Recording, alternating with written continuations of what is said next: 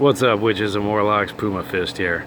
Unfortunately, my neighbors are working next door on their RV, so it's probably going to be a little noisy. My apologies in advance. So anyway, today we're on day number 3 of the Rippaverse drama, except there is no drama, and that's kind of the point of this whole thing. So the first thing I did this morning was I got on Google. Let me see where all this outrage is, where everybody's coming after Eric July. They're all jealous and they're all mad, and all the lefties are going to dogpile him and they're going to try to get him canceled and this and that. Nothing. There's nothing on there. There's nothing but praise for this guy on a Google search. First page, Google search. Nothing but praise for this guy. The only thing that's negative is he got banned from a subreddit.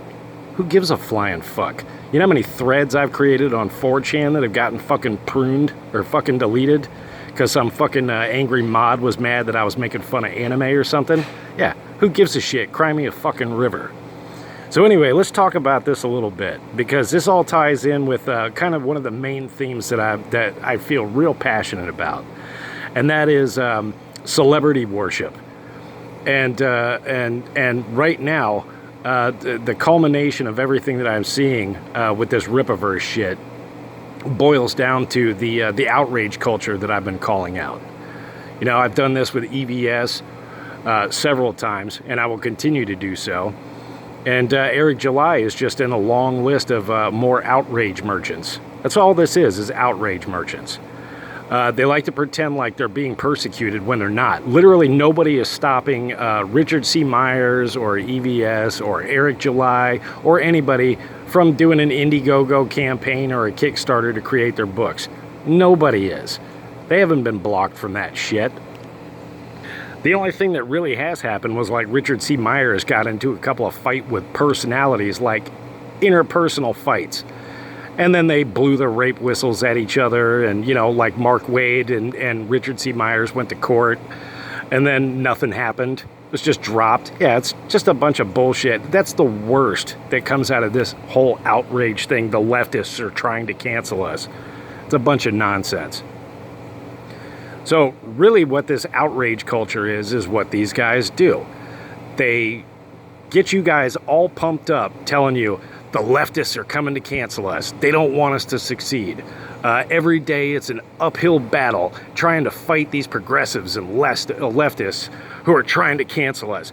Please support us. Please support us. We need your help. We can win the culture war. We can beat these guys, when none of that shit's actually happening. It's the same thing that the regular media does to people all the time. Here's an example. The KKK and neo-Nazis. Oh, there was a rally where 10 guys dressed up in khakis and white shirts showed up. They're neo-Nazis. This is a threat to the nation. No, it's literally 10 fucking assholes out of 330 million people. Who gives a shit? There's nothing here, but they like to get you all fucking fired up. Why? Because then you click on the link. Then you click on the link. And that's what all of this is about. Comicsgate is nothing but outrage merchants. They want your money. They don't care about comic books. They don't care about the comic book industry. The only thing they care about is lining their own pockets with your wallets. They want your money, pay pigs. They want your money. And they will say whatever they have to make sure that they get it from you. Eric July yesterday around 7:15, I made a little short video about that. Crying and whining on his stream. Oh, they're being mean to me. They call me an Uncle Tom. Yeah, it was like one asshole on a fucking Reddit post. Who cares?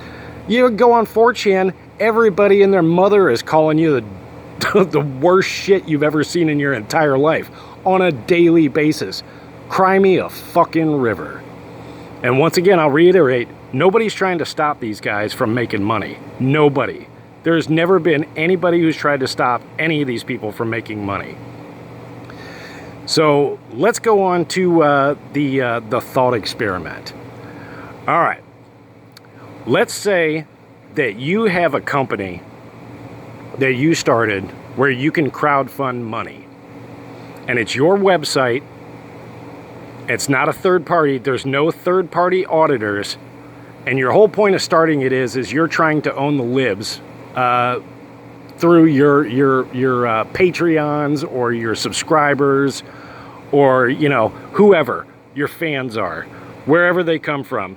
You're trying to make it look like, you know, you're winning the culture war. So if you have a website that's your own and you want to look like you're winning to get more bucks, to get more support, is it possible without a third-party auditor, is it possible to cheat?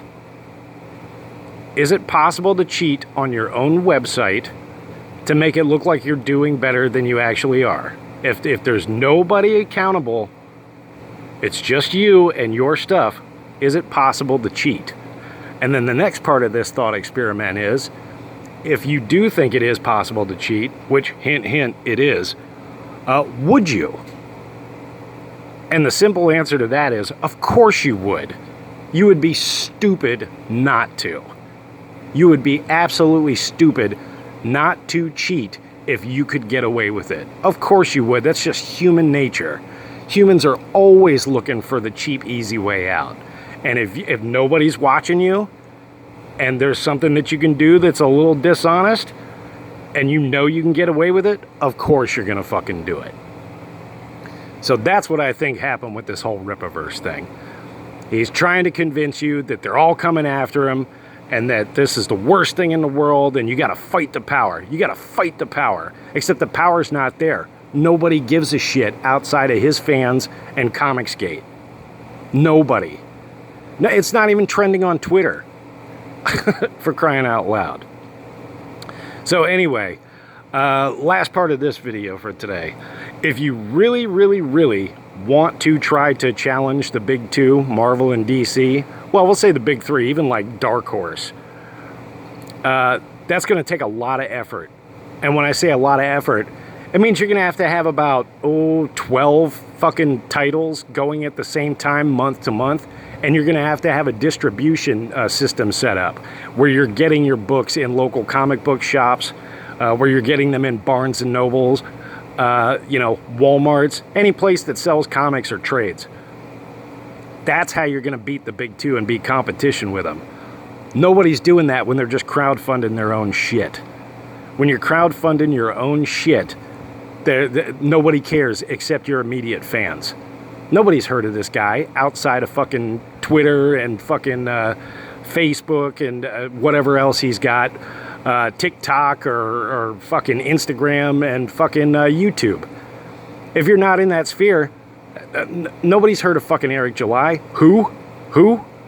I bet you half of the comic book industry people haven't even fucking heard of him. So anyway, that's the video for today. Hopefully this will be the last one I do on this topic for a while because it's getting a little boring now.